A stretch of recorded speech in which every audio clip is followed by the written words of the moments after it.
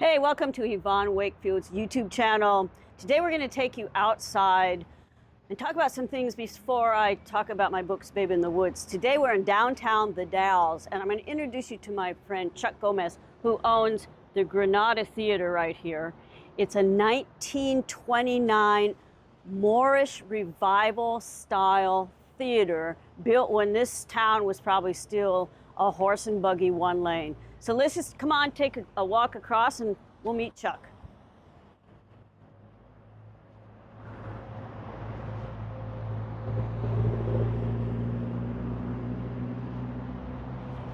Where's Chuck? There's Deborah.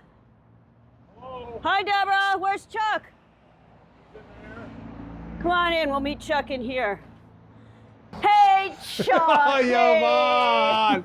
Long time no see. And this is Chuck Gomez. He and his wife Deborah own the theater. But I want you to get a picture of this because the first year of COVID, when everything was locked down, we would come out here like on a Wednesday or something, and we'd put our little chairs and our coffee tables. It was summer. It was summer, and we would have cocktail parties out here. Yep. And there was no traffic. So imagine the last picture show kind of scene. No cars, just us. We literally could have had the table in the center of the street. Except that one time Henry ran out. Yeah. Henry's the dog. Yeah, well, come on in. Chuck, show us around. Sure. You know, I kind of want to start with the outside of the theater. And a 1929 theater, the Granada Theater. And what's historic about it, it's the first theater built west of the Mississippi. That showed talkies. That was designed and built for the talkies. They were showing talkies in Hollywood 2 years before that, but those weren't design theaters. Those were brought in systems and everything. This one was actually designed. So what's and the built. difference between? Oh, they stacked speakers on the stage. This one had actual speaker organ lofts and things that they put the speakers in and tied it into the sound system, into the projector and everything. And I still have a projector we'll look at it earlier, but the outside of the theater was designed by William Potts, and William Potts worked for Universal Studios and actually developed a little over 60 theaters throughout the country. And it was just a year or two ago that his daughter in her 80s and his granddaughters called me up and said, you know, this is the only surviving theater of our grandfather's designs left in America. Could we come tour the theater? And we spent the whole afternoon talking about all his wonderful details and construction. And lo and behold, we spent the day and I received a wonderful handwritten letter on it. Now, are these the original bulbs still? These are not the original bulbs, nor is this the original marquee. The marquee was a small 1-foot black marquee that wrapped around the corner of the building. We had a huge spade sign that's a vertical Granada. Let's walk around, take a look. And that was all taken down in 1947. And that ties in with the war effort. America's industrial machine was at full speed during World War II. And after the war, they switched over to building cars and refrigerators and stoves and big marquees. Why the Moorish style? The Moorish style dates to the 20s, and it's interesting you ask about that because what big event happened worldwide, internationally in the 20s, and that was the discovery of King Tut's tomb. So is fashion, it Moorish kind of different from the architecture downtown in the Dalles, which is like... It is totally different than the architecture found in the rest of the town. Yeah, because if you look, every facade here has got more of a Western-oriented theme. Mm-hmm. Yeah, the Granada is a Moorish Revival, which was very common at that period in the 20s and into the 30s throughout America. In fact, there are Granada theaters, Granada, south of Spain, the Moorish influence there, the Alhambra. Let's go on in, take a look. The Alhambra Castle and everything, but there are dozens of Granada theaters all over the country. And who maintains your beautiful pots? My wife and I, little Deborah and myself. And you notice we're blessed to still have our petunias. And it's winter. Mid-December and they're still blooming. And my secret is I water them with warm water. Oh. I trick them. Hey, come on in. Thank you. There's some of these old posters from the back. You know, that one with John Wayne, the Oregon Trail, I chose that one because the poster still exists, but the movie itself has been totally lost to America. There was a huge Republic and I think it was MGM warehouse that burned a couple decades ago, and literally thousands of American films were lost, and they're still looking for the original print of the Oregon Trail, but as far as we know, this is all that exists, is the poster. And what about your fixtures here? Are they original fixtures and everything? Well, the theater went through a big remodeling in 1947 when they put the new marquee on, and these beautiful late 40s fixtures are from that era, but the original ones were acorn teardrop stained glass fixtures. And come 1947, those were just too grandma-ish to remain, and those have been lost to history. But the 1947 ones remain.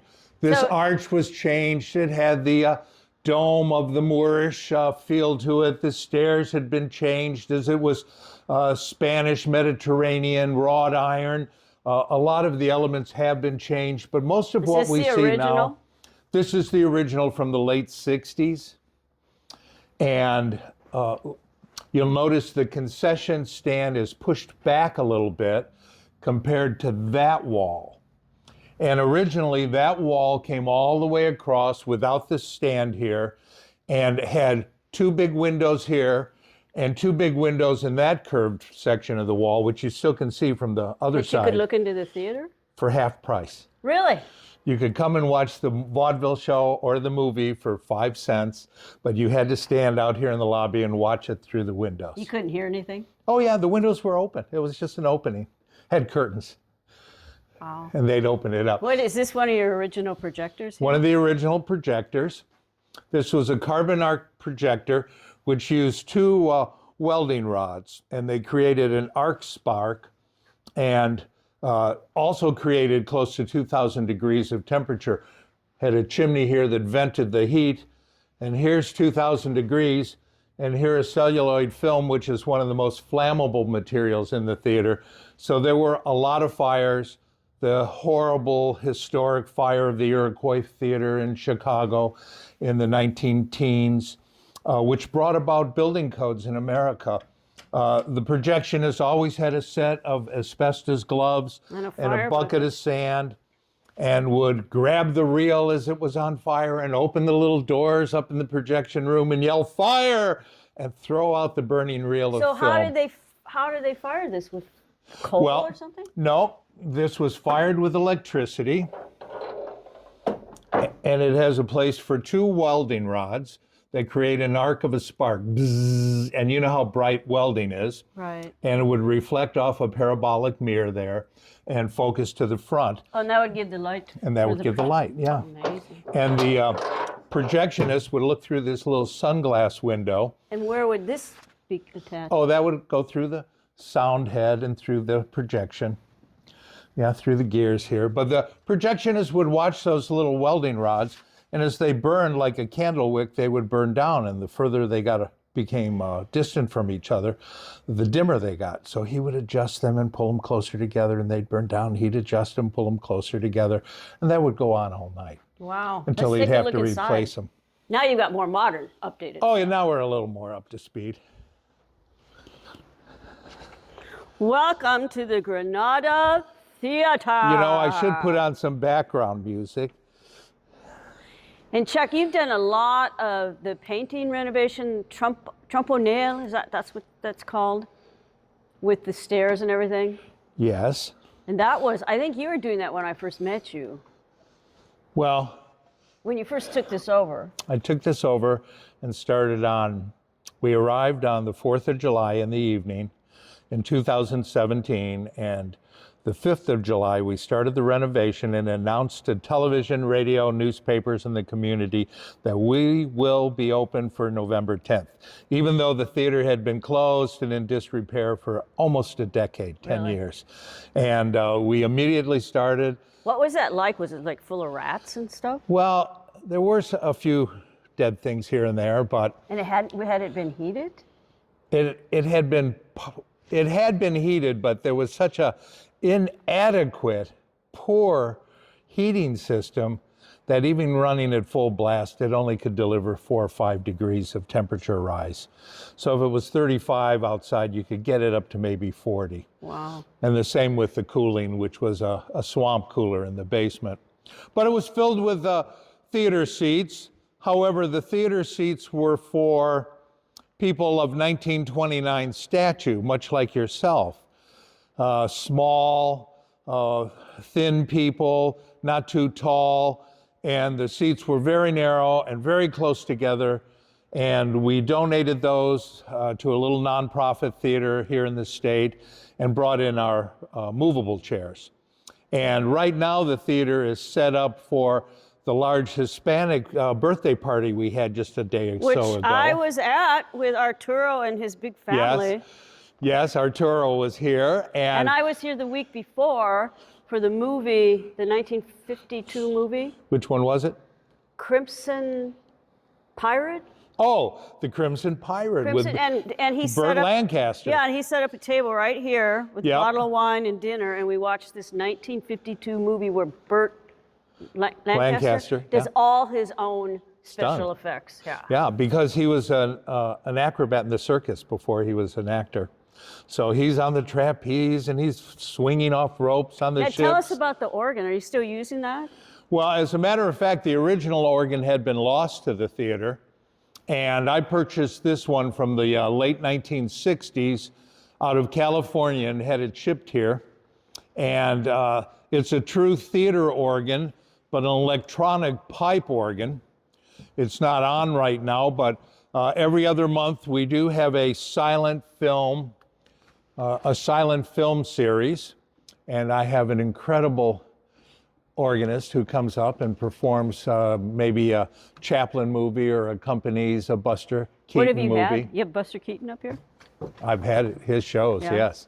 Yeah, The The especially, because The General was filmed in Oregon. Yeah, and you mentioned about the train wreck the other night. Train wreck, you can still find parts from that. It was the most expensive stunt ever made in Oregon. Now, besides movies, you also have live acts. You just had like the Eagles revival. Had the Eagles tribute, Take It to the Limit.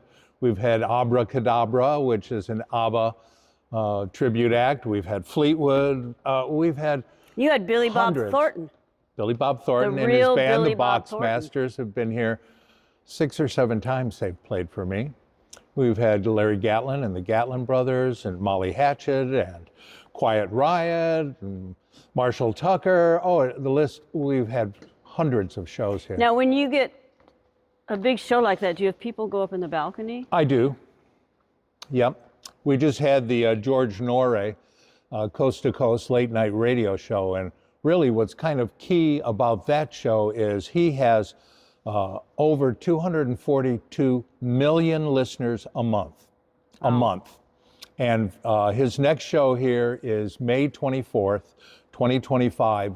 And we've already been advertising that show, and that show will be advertised on his 750 plus syndicated radio stations for nearly 7 months, it's gonna hit the airwaves close over 1 billion times.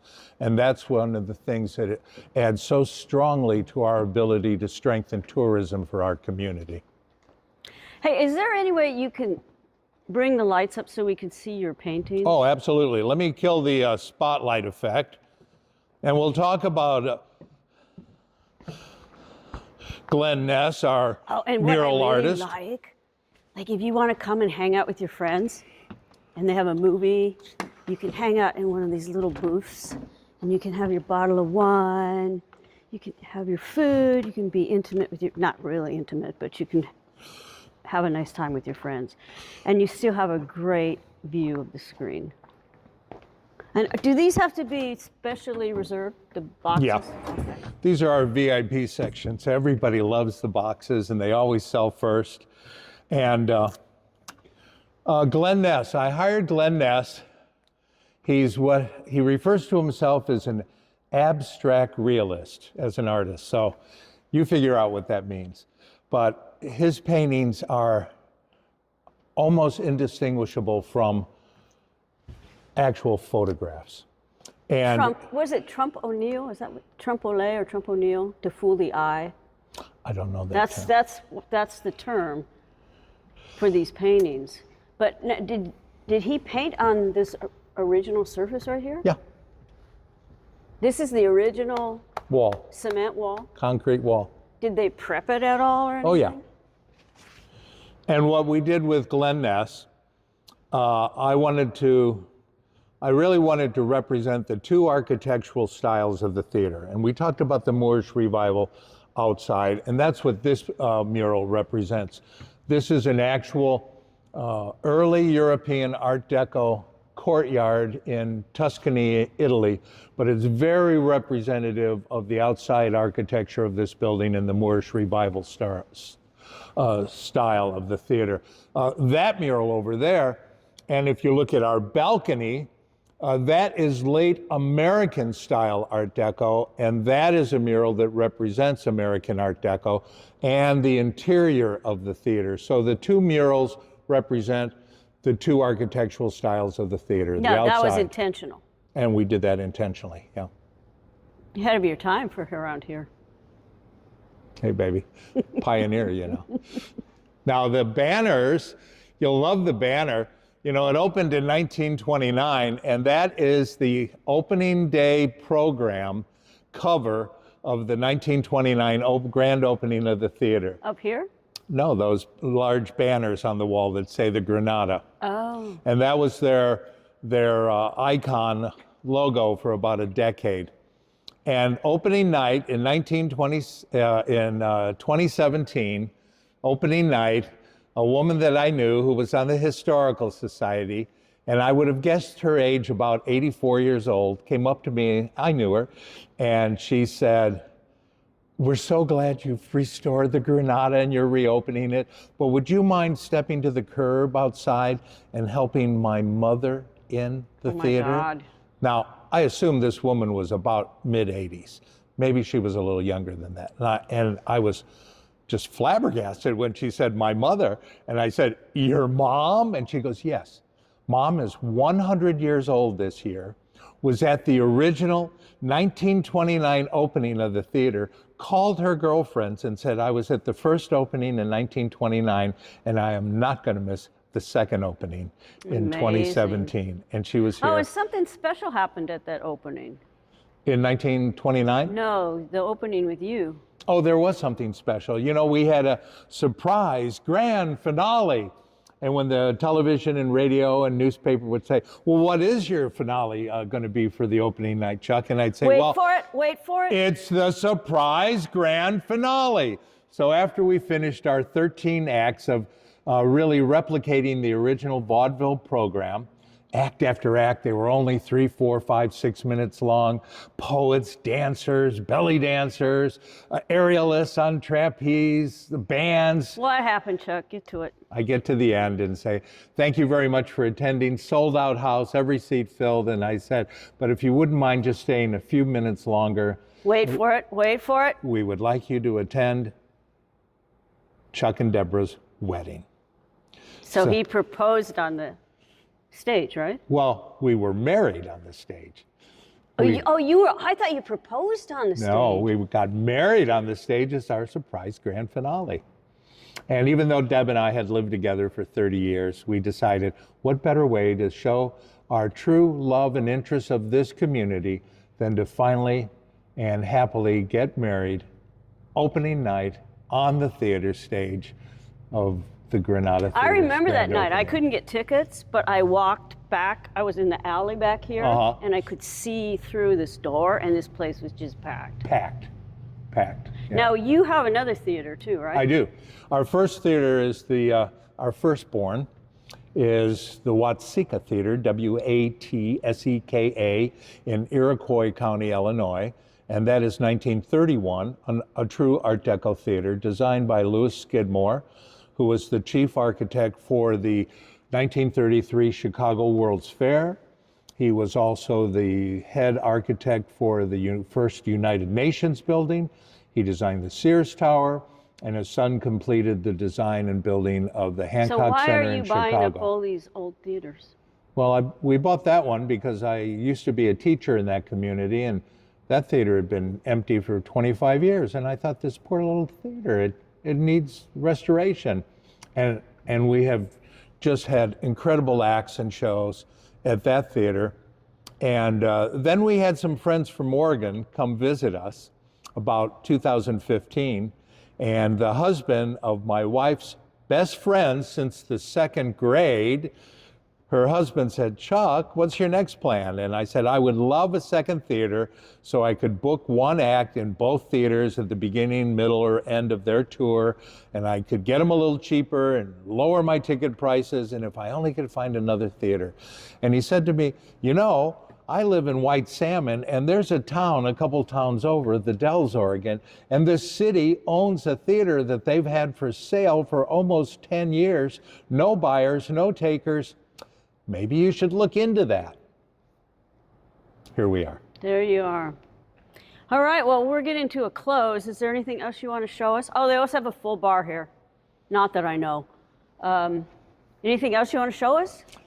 Well, I just want to say that maybe not show you the beauty of the theater represents itself. We tried to restore it to keep the vintage feel to it and its character, even though my wife and I have literally restored every single square inch of this entire theater. Floors, walls, murals, And balconies, the bathrooms ceiling. downstairs also reflect that Art Deco. They do, yeah. And our theater represents the community, the history of theater in America, and we truly feel a wonderful spirit inside this theater, not just myself, but all that come and visit us. And we all take something away. I hope you take away the feeling that you had a wonderful time with a kinder, gentler Well, you know what evening. it reminded me of the other night when I was here watching the old movies? Like when I lived in Minnesota in White Bear Lake, Yeah, Saturdays you went to the matinee. Right. That's just what you did. yeah. So now I'm going to make it a part of coming here with friends because Good. it's just a nice way to relax. It is. Kinder, gentler evening.